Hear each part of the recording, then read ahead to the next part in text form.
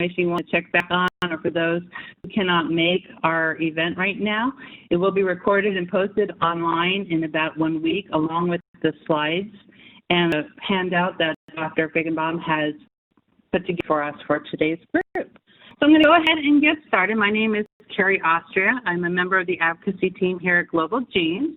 And if we can go to the next slide, I will share a little bit about what our plan is today. Thanks, Ashley. We have a really exciting agenda for you today. Ashley Yee, our programs manager, is going to talk about educational resources that we have available. I want to get some ideas from you as to what we should be focusing on for 2017. We have an incredible presentation by Dr. Faijgenbaum from the Castleman Disease Collaborative Network about the Collaborative Network approach. And this is a presentation that I heard at DI earlier this year, and I was so fascinated by the possibilities that I wanted to be able to share this with all of our other foundation leaders, because I believe it's something that's very unique and maybe something that we can all collaborate a little bit more together on. I'm going to be sharing about our Patient Advocacy Summit in Gaylord. For those of you that will be attending in person, give you some tips and tricks and make it a little bit easier for you to prepare your planning, as well as for those of you who will be joining us on live stream.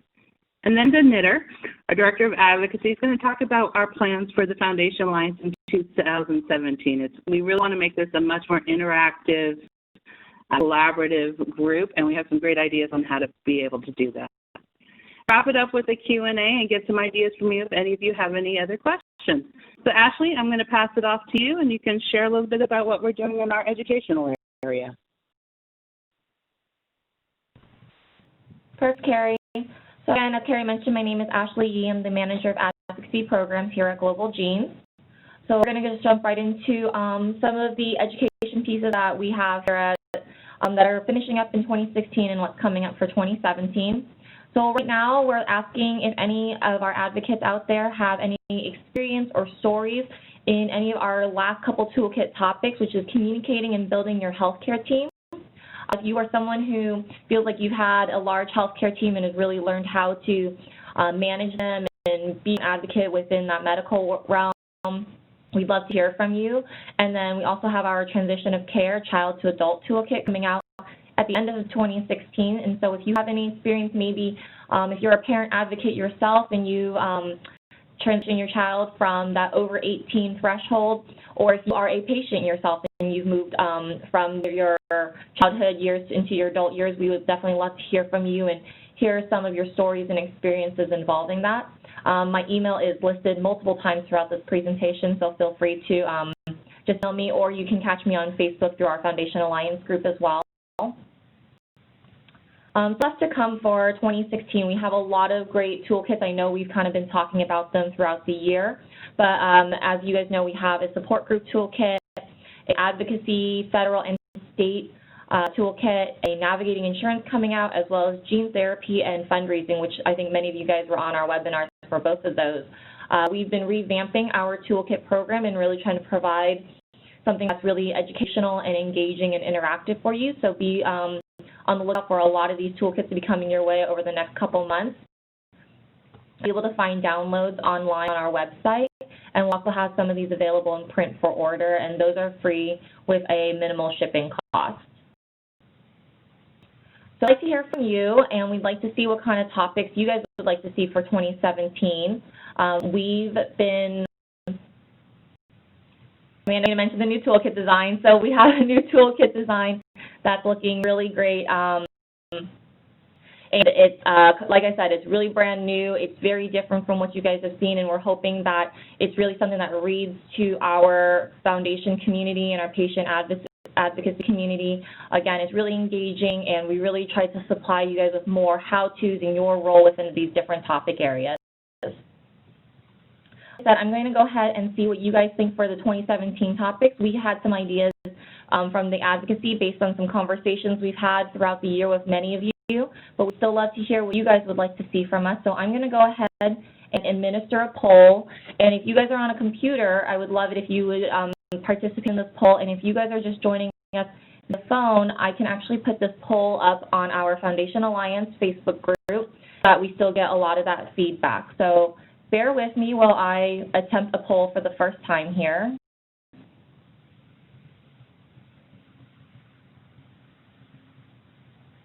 Oh, and I can see that people are responding, so it must be working.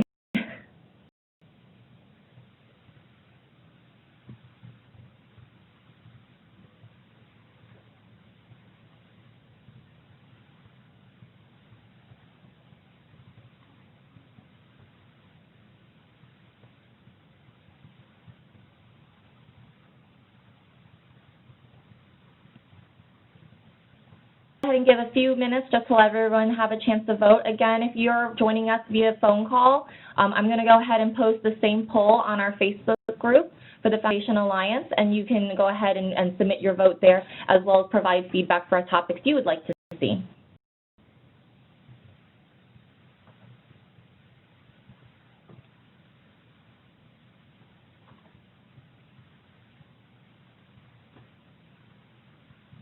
Oh, Carrie would like me to note that in order to cast your vote, go ahead and click the options, and then don't forget to press submit so that your vote can be recorded.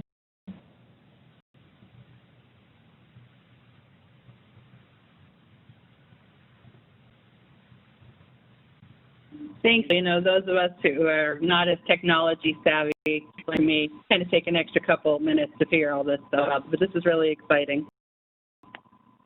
Go ahead, and again, we'll just take maybe about 2 minutes to still cast your votes.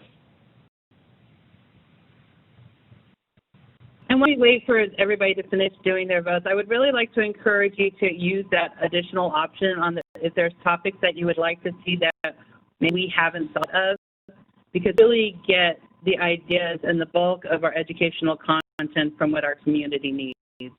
This is a great opportunity for you to be able to share that with us. So we thank you in advance for taking the time to really think through this poll.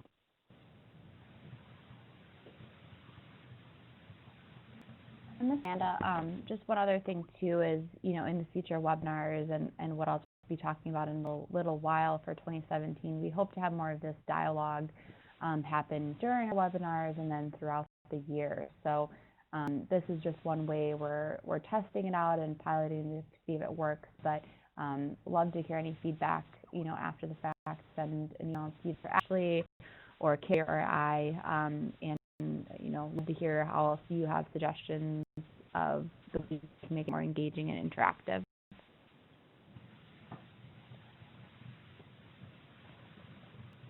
We'll give just a couple more minutes. I see a couple people still submitting their answers.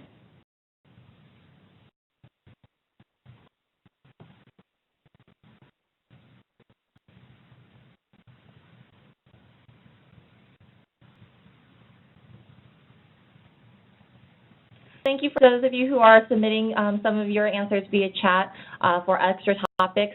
I'm going to go ahead and also download our chat function at the end of our webinar, so I'll still have those in our records and bring those up for topics of discussion as well.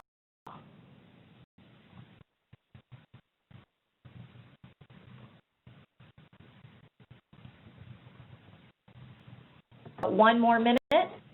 And then if we end up closing the poll and you didn't get a chance to vote, I'll be posting this on our Facebook page, and so you can vote there. And I've also left my email once again on this slide as well. So if you'd like to just contact me privately and personally, I'm more than happy to take any and all requests of topics you guys would like to see, so we can bring back that to our advocacy and Global Genes team and really try to bring you guys the best quality toolkits and resources we can for you.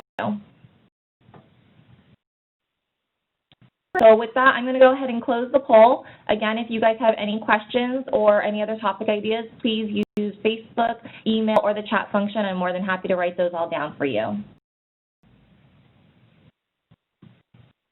We're going to move on. I wanted to remind everyone to take advantage as a Foundation Alliance members. We offer webinar technical support.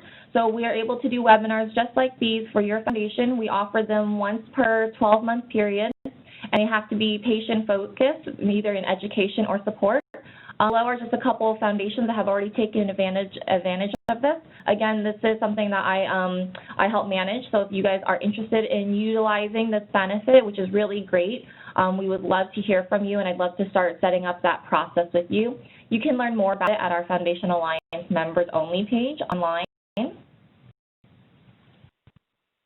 Also, you have stories to share. We wanted to really emphasize and encourage you guys to share any and all of your stories through our Rare Daily blog. It's a great way to promote upcoming organization events and really just cool, fun, interesting stories that are happening either for you and or your community.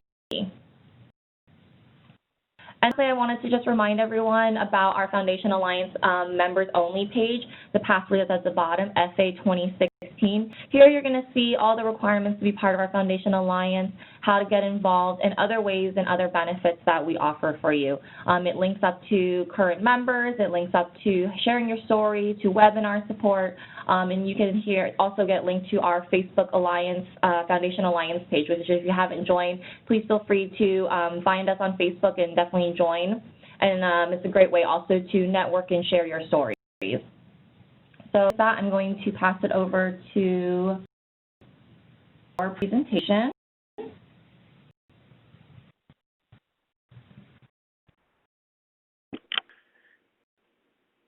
Great, thank you so much. I really appreciate the opportunity to present today. Everyone, are you guys able to see the screen and hear me okay? Great.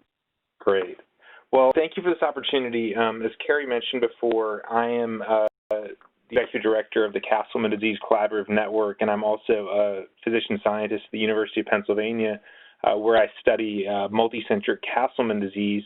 And I'm going to take about 15 minutes today to describe the approach we've taken for Castleman disease, hopefully as that some of you all can pursue as well. So I titled my talk, as you saw, to cure my disease while every second counts, because in addition to being a physician scientist, I'm also a patient with the disease that I study. I was diagnosed with a disease called idiopathic multicentric Castleman disease, and this photo is of me from the intensive care unit about 2 years ago here at the hospital of the University of Pennsylvania, where at the time I was dying with multiple organ system failure. So my liver, my kidneys, my bone marrow had all shut down, and at the time we didn't know what the diagnosis was. So I'm going to share a bit more about my story, but that'll be a small part of my talk. Then I will get into some of the hurdles I observed in the Castleman disease research space, which I imagine are going to be some of the same hurdles that you guys have observed in your own rare disease fields. Share some of the solutions we've come up with, and then some progress we've made. This is me from July of 2010, 1 month before this next photo, which I showed previously, when I was dying with multiple organ system failure. As I said, I was diagnosed eventually with idiopathic multicentric Castleman disease. It was a disease where the immune system becomes activated and then begins to attack and shut down your vital organs. In many ways, it's similar to lymphoma, while at the same time there's a lot of overlap with autoimmune diseases. Fortunately, we don't yet know if there's actually a malignant cancer cell that's driving it, or if there are genetic mutations driving it, which would make it an autoimmune disease. But here are a couple photos of me with my dad. You can see I've lost my hair, or I'm beginning to lose my hair in both of these photos, because unfortunately in multicentric Castleman disease, because we don't know what's causing the immune system to become hyperactive, we end up having to use cytotoxic chemotherapy to just wipe out the whole immune system. So this is after my third episode back in 2010. I spent about 4.5 months hospitalized over a 6-month period, and this is towards the end of that 6-month period where I've just recently gotten 7 different chemotherapy drugs, which finally got my disease into remission. Picture of me after I got out of the hospital. You can see that I've got a lot of fluid in my belly. With Castleman disease, when your liver and your kidneys shut down, begin producing fluid that's called ascites, and fluid all throughout your body, which makes me look like I'm a 8-month pregnant woman in these photos. But then I take a picture every week after I get the chemo, and you can see my hair starting to come back. And of course, I look a lot less like a pregnant woman by the last picture. I left the hospital back in end of 2010 with this profound sense of wanting to make the most of every second, which I know those of you on this call share those same sentiments and same understanding of how precious life is. And so I put on the screen here the clock, and that's the sense that we all have a clock, every one of us, whether we have a rare disease or don't have a rare disease, we all have a clock, and we all have a certain amount of time. And this is the idea of when you do have a rare disease or you do have a life-threatening illness. And in my case, I had my last rites read to me in November of 2010 in the middle of this first big battle. It makes you realize just how precious every moment is and that you need to make the most of every second. I was able to return back to medical school at Penn. This is me back in my third year of medical school after a year on medical leave. I got involved in Penn's Orphan Disease Center. Of course, I was a patient with an orphan disease. I was on an orphan drug, and I wanted to get involved how I could. But at the time, I wasn't really interested in, or I wasn't certainly involved in Castleman disease research because I knew there were researchers in Japan, in Norway, in Washington, D.C., Little Rock, Arkansas, that were doing Castleman's research. I knew there weren't many. There were about a handful of researchers. Those handful were doing Castleman's research. So I just kind of trusted in the system, trusted that someone else would figure it out. And I did get involved in one way in research, and at the bottom of the screen, you can see the title for a case report that I wrote on myself. And this is a photo of the cover of the journal. So I was the first author of the paper, and I was the patient that was in the case report, and then they also ended up put a photo of my chest on the cover of their journal, which I do think is probably a first to be the cover shot and the author and patient in one. But I'll go through here just a little bit about Castleman disease. And when I share these slides, it's not so that you all become an expert on Castleman disease, but it's partly so you understand the story, but also so you can think about the best way to communicate your own rare disease in a hopefully a simple fashion. So the first is that Castleman disease is about as common as ALS. ALS is about 5,000 new patients diagnosed each year, and ALS is in desperate need of cures and breakthroughs. Fortunately, there's very good public awareness about ALS. As you know, most rare diseases of equal size, about 5,000 patients a year or less, certainly don't have the same public awareness. So I think it's important to share how your disease is relative to other rare diseases that people are well aware of. So we're about as common as ALS. There are 3 subtypes of Castleman disease. You can have it localized to one region of lymph nodes because your immune system, when it's activated, lives within lymph nodes. Or you can have multi-system disorder where it's throughout your whole body. There's a 3 times increased cancer rate. Castleman disease carries with it about a 35% 5-year mortality rate. So a third of patients will die within 5 years of diagnosis. Another about 25% will die within 10 years of diagnosis, which, as you can see here, makes it more deadly than lymphoma, breast cancer, prostate cancer. Again, making your disease relative to diseases that other folks know about. We had our first approved drug for Castleman's in 2014, which was a huge win for the community. Unfortunately, it only works for 1/3 of patients. So still trying to figure out what to do for the rest of us.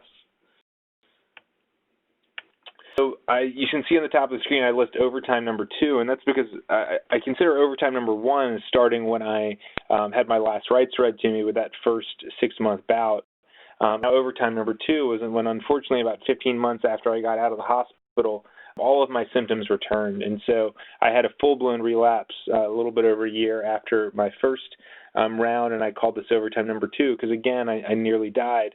But during this episode, I had a major realization that I think many of you likely had, and that's why you're on this call.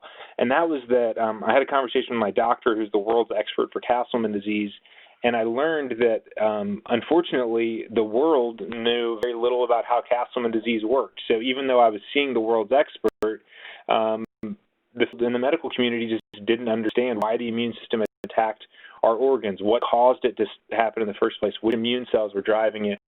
And so I realized during that month-long hospitalization that I would need to dedicate my life trying to understand this disease and to cure it. The first thing I did was look around to see what was being done for Castleman disease. Again, I'm sure this is something that all of you guys have done. Inventory what's being done and have a good grasp at all times of what is being done for your disease. And broad story that there was very limited communication and collaboration between our various investigators. Everyone was using a different terminology system. There's no understanding of what triggered the immune system. Official diagnostic criteria, there were promising results with the drug I mentioned that it did get approved. The disease model didn't make any sense, and there was no advocacy effort and zero NIH dollars being spent on research. So this is, in summary, it was a mess, which hopefully it's not this much of a mess for you guys, but it was a total mess in 2012 for Castleman's. So then I started looking at, well, what do rare disease groups typically do to try to move forward progress? And you've seen, I'm sure many of you have seen the spectrum across the top, from basic research all the way to drug approval. As you know, most rare disease groups focus on the earlier stage, on basic research, target validation, and then hopefully collaborate with pharmaceutical companies to develop drugs. So I looked at this early stage and looked at research is typically done. And you guys are likely aware of this. It's, the idea is you raise money, you invite researchers to apply to use the money how those researchers see fit through RFPs, and then you choose the best researcher and you give that researcher funds, and of course provide really important resources in parallel. There's some problems with that approach, and that's that everyone's fighting for the same dollar. So unfortunately, a lot of times physicians and scientists don't collaborate or share their information with one another. There's also few ways for people to communicate with one another beyond case reports and published articles. And unfortunately, this sometimes can misalign incentives. So for me, there was a few paths forward. One was to start conducting research at Penn, and others to start the Castleman Disease Collaborative Network, which is a global initiative dedicated to curing Castleman's. Finally, it was to involved in the Penn Orphan Disease Center. So this Castleman Disease Collaborative Network in 2012, I decided to take a bit of a different approach than the approach that I shared before, and I want to share that approach with you now. It's been described in an article that I wrote in Lancet Hematology, which I think Carrie's going to send out to all of you after this call. And so that approach is a bit different from before, and that was to focus our first year really on just connecting and building a community of physicians and scientists. So it's finding everyone in the world treating Castleman's patients, doing research on Castleman's, and then connecting them through an online virtual community, and also holding webinars like this between them. Once we connected and built that community, we went back to the community and we sent out a series of surveys, Google surveys, had a series of webinars and meetings, let them provide their ideas on all the research that could be done. So unlike before, it wasn't what research do you want to do at your lab, but it was what research needs to be done to better understand Castleman disease. So let the community prioritize research, and we came up with an international research agenda that prioritizes out all of our studies from 1 to 20, everything that needs to be done, and then it became about project management and execution. So we went out to families, patients, and loved ones to raise dollars to actually do the research.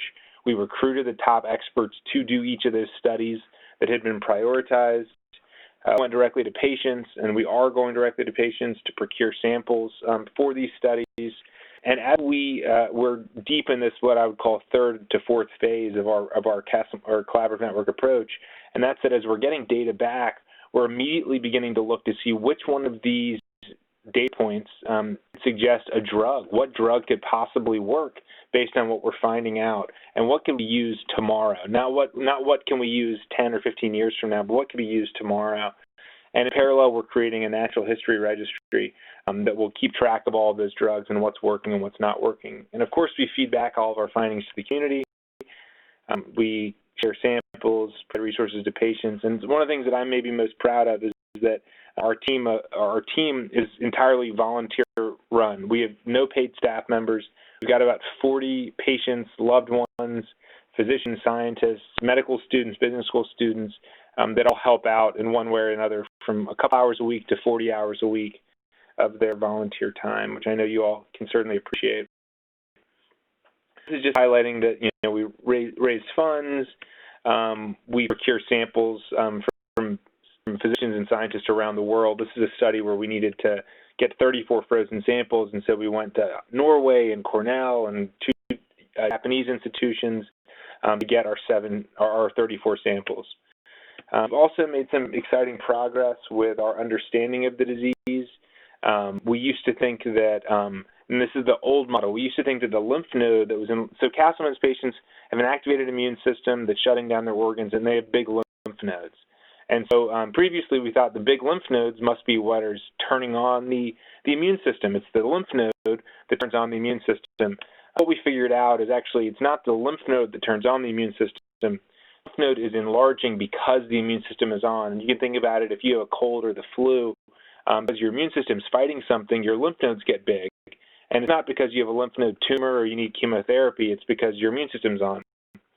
So that major change has been huge for our community. Now we think about the disease as an inflammatory disorder instead of like a cancer. We still have a lot of unknown questions to be answered. Fortunately, you guys can see here I list overtime number 3, and that's because about 2.5 years ago, despite making a lot of progress scientifically, I had another major relapse, again, life-threatening, again, spent about a month in the hospital. But this time, I really left with an even clearer focus on what we needed to do next, and I took on this role at Penn in the med school and also as Associate Director of the Orphan Disease Center at Penn. And our research findings are already resulting in identifying new drugs that are helping patients right away. And this is a pathway showing how, based on my clinical data, we were able to identify 2 drugs that could possibly work and that are working. As you can see here, it's been 32 months since my last relapse, and I'm on 2 drugs that have not been used in Castleman's before, but are used in transplant rejection prevention. They're working beautifully well in my case. In addition to me doing well, I want to share kind of where we are as a field in 2016. You can see where we were back when we got started in the gray. So we've got over 300 physicians and scientists that are part of our network now. We've launched 9 studies and have 3 more in need of funding that will help to uncover how the disease works. In 2012, we invested about $20,000. We raised $20,000 and invested $20,000 in research. Last year it was closer to $200,000, and this year it's going to be closer to $500,000 that we'll invest into research. It's not just about how much money you invest; it's about doing great science and making your dollars go as far as they can. I also came up with the diagnostic criteria, which should be published soon. We established our own unique ICD-10 code. Siltuximab was approved in 2014. We have a new disease model for how we think the disease works. Connected over 6,000 patients and loved ones through an online community on Rare Connect. We've also established a large partnership with a major pharmaceutical company. But there's major work ahead of us. We still are trying to uncover this disease, and this is a listing of all of our studies and parts of the pathway that they're looking to answer questions on. And I've talked a lot about research, but I wanted to just close with patient engagement because I think our collaborative network approach works so well because it's not just working between scientists to do research, it's bringing together scientists, physicians, patients, patient loved ones, and I think it's through bringing everyone together that you can create some really important synergy. And so there's a couple photos on the screen, but the photo that I'll call your attention to first is this photo here, what we call our Castle Man. And this is our unofficial logo for the CDC a few years back, but I was told that Castle Man was too puny. So we got a new Castle Man drawn, and this is our newer Castle Man. And a couple weeks after we posted that photo, this showed up on our Facebook page, which is one of our Castleman patient warriors who got it tattooed on his shoulder. And sorry for the photos are a little out of order, but this is another one of our, this is the forearm on the right of the screen is the forearm of the mother of one of our patients. And this is a patient on the left, Elise, passed away about 2 years ago battling Castleman disease. I show the picture of her mom's forearm because her mom is a warrior. Her mom has joined this fight. I know there are many of you on this call who are warriors like Elise's mom, who have lost a loved one to a rare disease, but you're fighting back. You're not letting that stop you to take revenge on these awful diseases. This is one of our younger patients, Katie, after she had a lymph node resected. These are photos of a patient who's currently here at Penn in the hospital who's battling Castleman disease, and you can see photos of him. This is him when he was out of the hospital with his family, but then unfortunately a photo on the right is him just a couple weeks ago when he went right back in the hospital. I show these pictures of this friend of mine because he constantly reminds me, and he continues to motivate me to work harder because despite the progress we've already made against Castleman disease, he is battling for his life. And I know many of you guys are in similar situations. So some folks in what we call our Castleman warrior stance. And I'll just close with a few lessons. The first is that collaboration is essential. You must join together physicians, researchers, and patients. You must include all of them in your research prioritization, and you must turn to all of them for support along the way. Additionally, we joined together. When we first started the CDCN, there was an already existing organization called CARE, Castleman's Awareness and Research Effort, and very quickly we decided rather than competing and rather than there being two kids on the block, why don't we fully integrate and why don't we partner and work together? And so we started by partnering, and just a couple of years ago we decided to fully integrate our two organizations. So we have one board of directors and we have one mission, one EIN. And I think that hopefully that's a model that others can consider, because unfortunately when there's multiple rare disease groups in the same rare disease, there become a lot of political problems and a lot of challenges within the space. And next I want to share is to question the status quo. And I know you guys are already doing that, but just because a key opinion leader thinks that a disease works one way doesn't mean that's actually how it works. So you must question all of the accepted information until you have hard data to support it. Third is that pharma partnerships can be incredibly helpful and transformative. We've worked really closely with Janssen Pharmaceuticals over the years, and they have been tremendous collaborators for us. And so I hope every rare disease group can find a group like Janssen has been in support of us and work together with them. And finally, I don't think I need to tell this group, but really, life is short. We've got to make every second count, and all of us have been affected by rare disease in some way, and we need to fight back however we can. So that is my talk for today. I think that I might have burned into some of our Q&A time. Maybe I'll turn it to Carrie to let me know if we do have some Q&A time still.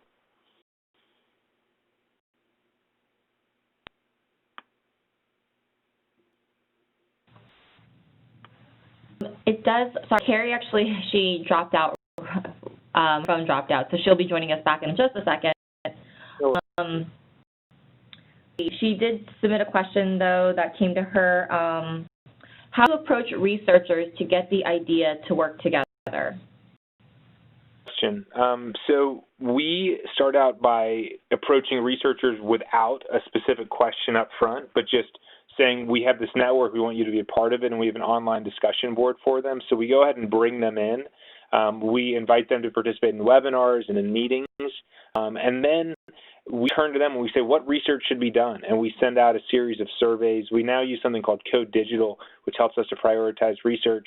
We send out surveys, and then the researchers tell us, we go back to them and we say, these are your ideas. This is what you said you wanted to do as a community. Who wants to be a part of it? And then we facilitate the collaboration.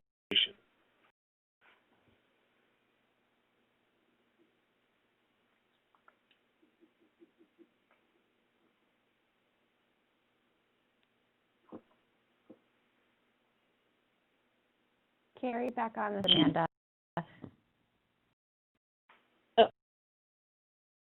Are you? Yep, I hear you. Go ahead, Carrie. One of the questions that I received is, how do you approach the community to raise funds against this new model of research? The first part, how do we approach what? Approach the community that you're trying to raise funds from to accept this new model of collaborative research. I think early on we had to prove that this was going to work, and we had to have some small wins, and we've done that. And so with small amounts of money, we were able to make really big progress. So now we're able to go back to the community and say, we've made this progress. We have all the scientists, all the physicians in the world that are part of our network. But what we really need are dollars and tissue samples. We need Castleman's blood samples. We need Castleman's lymph nodes, and dollars to fund the research. But I think it was our small wins that helped us, and then having the community is useful as well.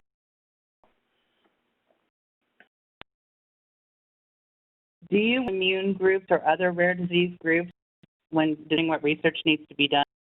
We don't work with other groups to determine what research should be done for Castleman disease. We're squarely focused on Castleman disease, but what we do is when we do research studies, we like to include other rare diseases in our studies. So for instance, we're doing it's called a serum proteomics study, where we're measuring all of the molecules in the serum of Castleman's patients' blood, and we're looking at Castleman's patients, obviously, as a priority, but we are also including patients with rheumatoid arthritis, patients with Hodgkin's lymphoma, with a rare virus as well, and looking at their serum as well to compare it to Castleman's, which will be helpful in better understanding Castleman's, but will also be helpful in better understanding those diseases.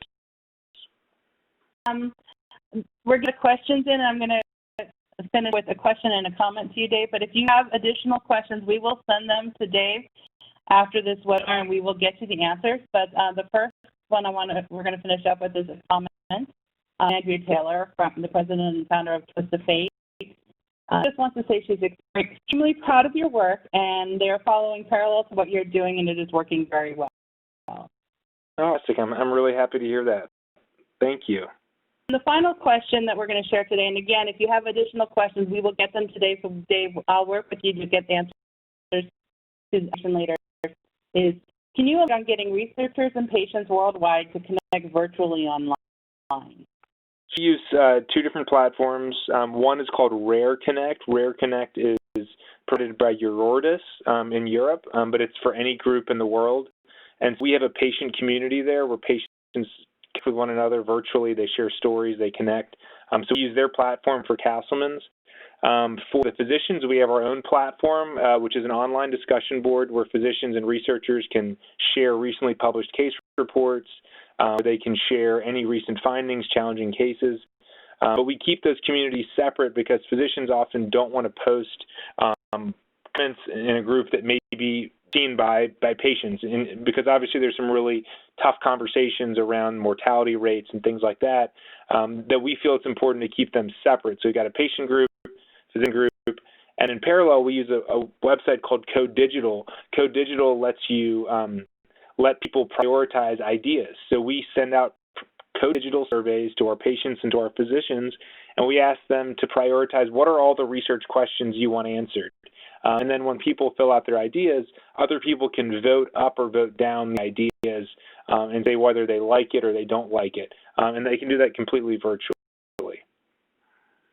Thank you, Dave, so much. And I do have more questions coming your way, so you will connect after this webinar, and I will get those to you.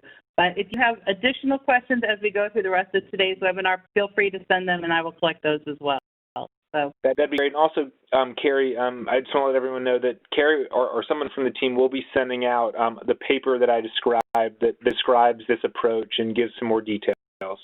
Absolutely. And if it's okay, I will also give them your contact information, so if they have additional questions or to elaborate on what they learned, they can reach out to you directly.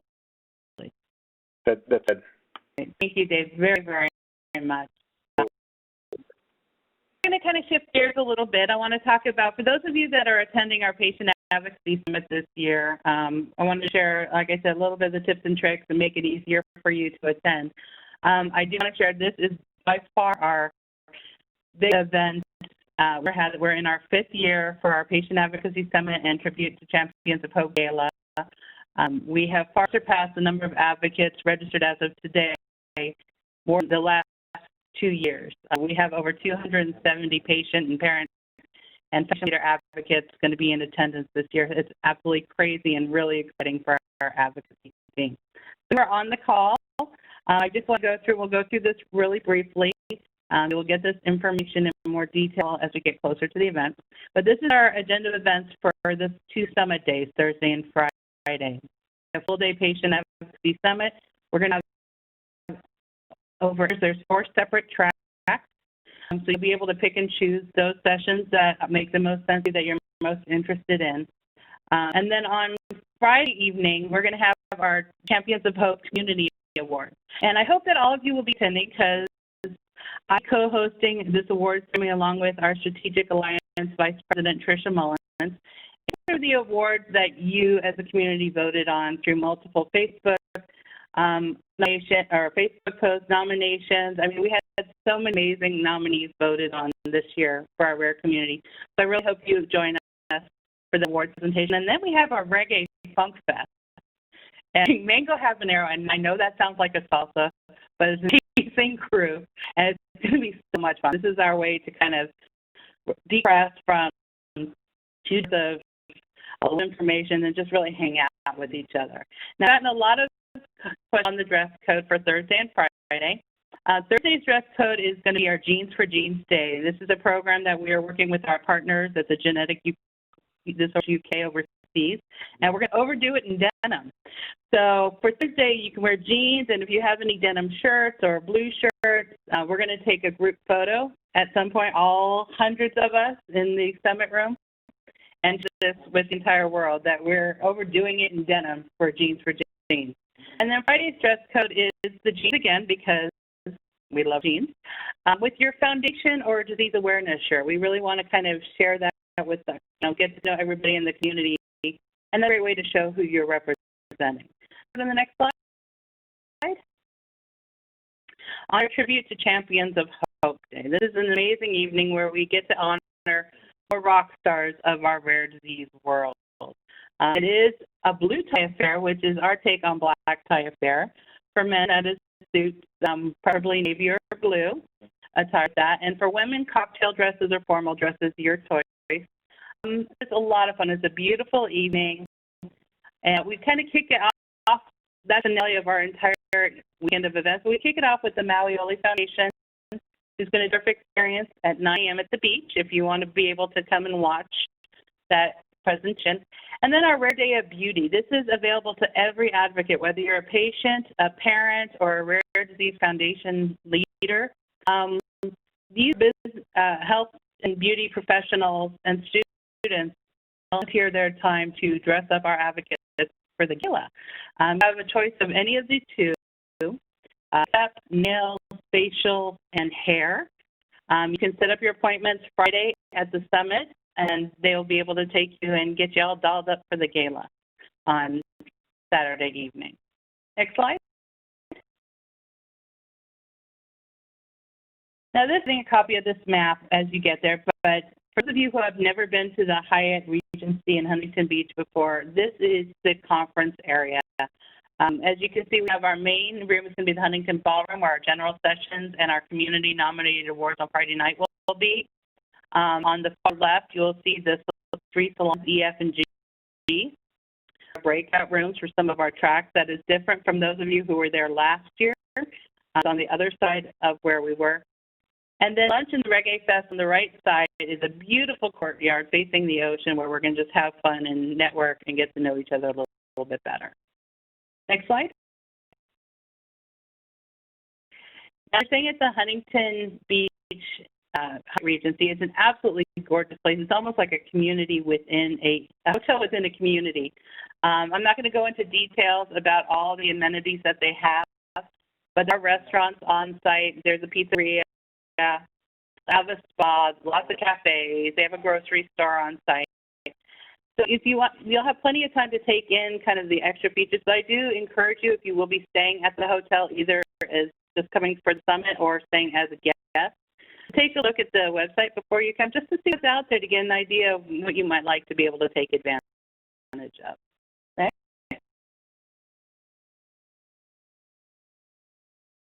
It is online. It's a very fluid agenda this year as things are, as we're finalizing as we are getting closer. So if you go to our Global Genes page and click on Patient Advocacy Summit, it will take you to our CVent registration site. And you have a lot of different options on there, but if you want to see the detailed agenda, including all the different tracks and the speakers, I highly recommend checking, kind of getting an idea of what you think may interest you. Using the agenda as you come to the event in person, as well as we will have an agenda online for those who are attending the live stream. We also have links to our speakers as well. Next slide, please. This year, because we're able to use our CVent platform, so you can see who's actually registered to attend to come. This is a great way to see what other disease groups are coming, what industry partners we have, or if there's someone that you've always wanted to meet, whether they be a speaker, advocate, or industry rep be attending. We have over 430 people registered to date, and it's really a great way for you to connect before the event. If you want to modify your profile, if you don't have your picture, if you don't have your description on there, just log to your event profile from your registration, and you'll be able to change that. Next, I have a special request. We try, as for those of you who have been to the gala before, have seen this, during our gala, we have a specific ask. Not only is this a way for us to recognize those living advocates and involved in our rare disease community, it's our primary way to raise money for our 2017 Future Rare Patient Impact Grant. We asking for those in attendance, not our advocates per se, to be able to help us raise money so we can continue the program that our Foundation Alliance gets to benefit directly from. Looking for 30 to 35 advocate volunteers to help us swipe credit cards during the tribute to help raise money for this program. So for those of you that will be attending our gala because we gave a lot of complimentary tickets, so we're kind of asking for a little bit of help with this.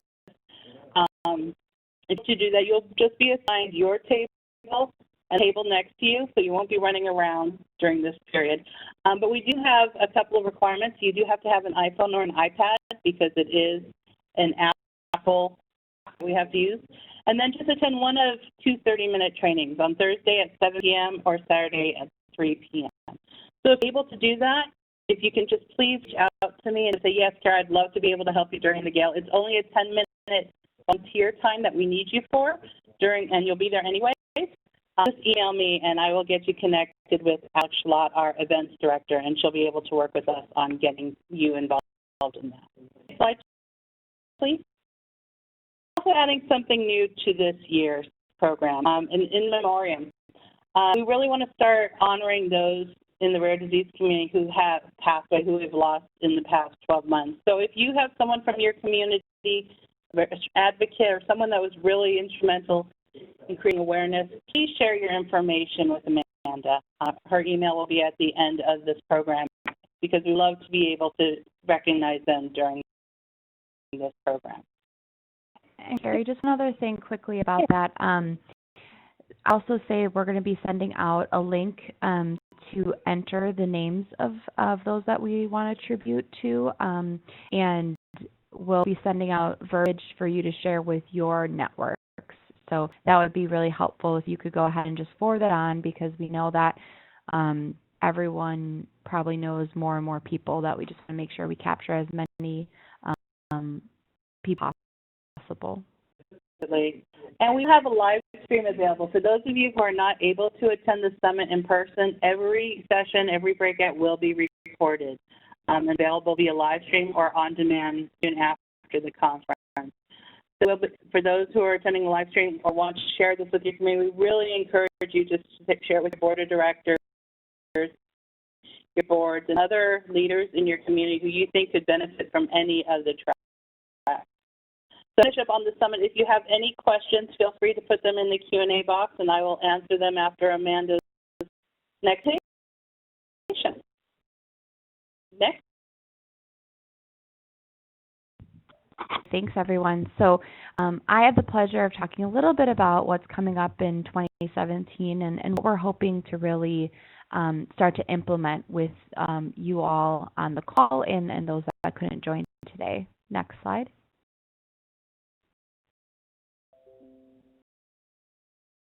Oh, I can. So a couple big things, leadership structure. I know we talked early on about wanting this to be more self-sustaining so that, Global Genes isn't the one leading these conversations fully. It is really going to be, the Foundation Alliance and leaders among all of you that are helping with the agendas and helping to really figure out what this group wants to dive forward with and what that looks like.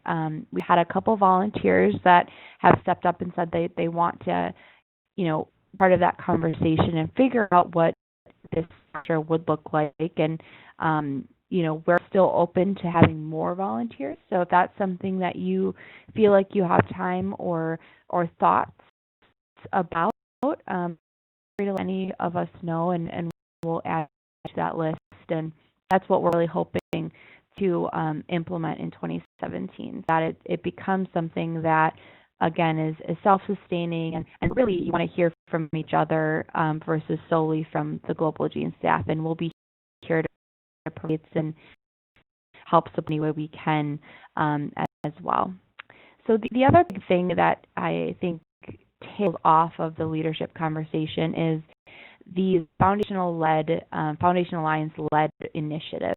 So from Ashley's wonderful poll earlier, you'll notice that there was one that was about building your foundation. That's something that comes to the top of the poll, and something we end up doing in 2017. That would be a really great example of something that could be led primarily from Foundation Alliance, because all of you have such great expertise in building your own foundations, or things that you struggle with, or best practices, lessons learned, that it could be something that we help to provide the structure around and that toolkit, but it's really the content is driven from the Foundation Alliance first. You have great expertise, and we want to capitalize on that. So that's just one example of where it's happening. This is also happening fluidly within private Facebook group. Those conversations are being driven. So where else can we expand so that this becomes something that's very, very natural at the group? I think the Facebook group is one great example of where that's already happening, but how can we now build upon that and really up a little bit, doing a quick check on voice. So this piece is, again, those components of building a Foundation Alliance that's strong and how we take you and your organizations to the next level. For a mentee program. So, at newer organizations that join the Foundation Alliance, can we map them up with else that maybe has been around longer?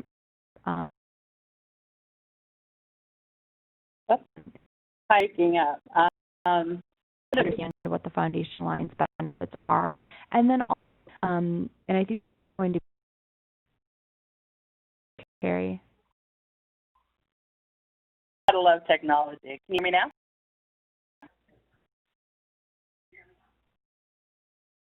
Can you guys hear me? Yeah, I can hear you just fine. Okay. As Amanda was saying, this is a program we want to develop.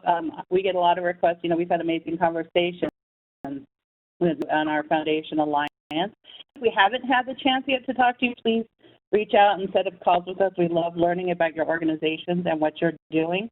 But we have had a lot of requests for just people each other. So we're going to work on putting together this mentor-mentee program. So if we can move forward to the final slide.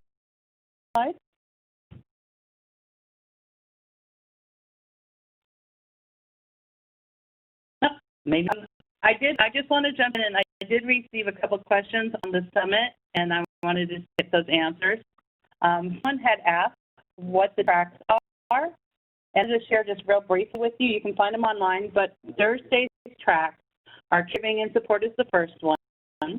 The track is Patients' Role in Drug Discovery, the preclinical tools. The third is What You Need to Build as a Disease Community, and that's really more foundation and organization building. And then the final track is Science and Technology. And then today, we have a new set of tracks, and those include capacity building. That's really, dealing with volunteers, expanding your organization. 2 is Patients' Role in Drug Discovery with Research and Clinical Trials. On patient activism, that's really how to get your community more engaged, understanding compassionate use, working with the FDA. And we have a Science and Technology track.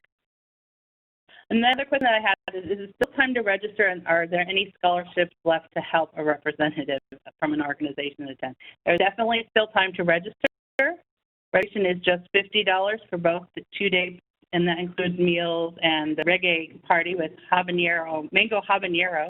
I just love saying that. Unfortunately, we have all the scholarships. We have been in a tremendous position to be able to provide over $100,000 in travel scholarships this year. We've been able to support over 150 advocates to be able to attend. And we didn't have enough to be able to support every advocate that registered, and our waiting list is quite long at this point. But we'll make sure that we will continue to get out the word for next year through our various foundation channels to make sure that you're aware of the scholarship. Any additional questions? I apologize. Our WebEx got stuck. Oh, there we go. Amanda, are you back?